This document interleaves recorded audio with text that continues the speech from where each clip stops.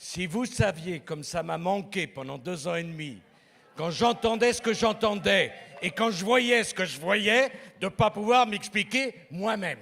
Donc, franchement... Plus de 1500 personnes, salle comble pour Nicolas Sarkozy lundi soir à Vélizy, l'ancien chef de l'État qui dès les premières minutes annonce une nouvelle fois vouloir jouer la carte de la transparence et du changement, de quoi galvaniser des militants déjà acquis à sa cause avant le début du meeting. Je suis rentré en politique en 2012 pour soutenir sa candidature.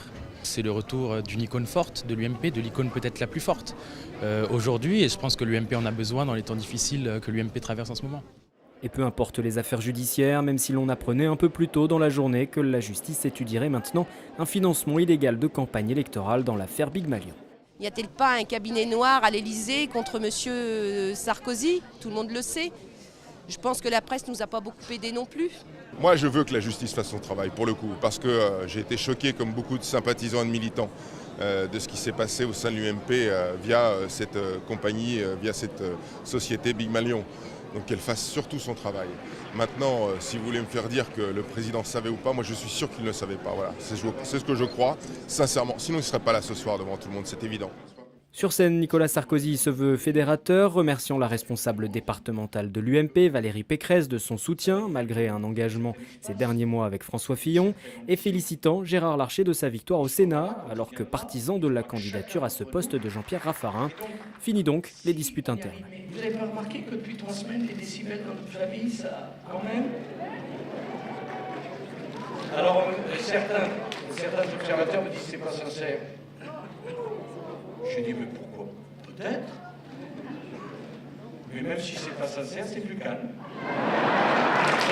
Difficile d'imaginer que l'homme vise uniquement la présidence de l'UMP, de la GPA au rythme scolaire en passant par les 35 heures, les principaux sujets nationaux et internationaux, en condamnant l'attitude de l'Europe face à la Russie dans le dossier ukrainien, sont abordés durant près de 2 heures.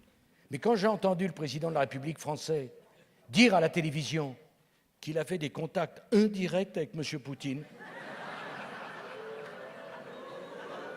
ça veut dire quoi?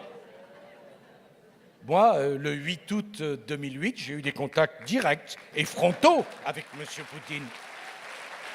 Les sujets dont il a parlé étaient des sujets assez peu militants, mais des sujets qui étaient d'un niveau bien au-delà.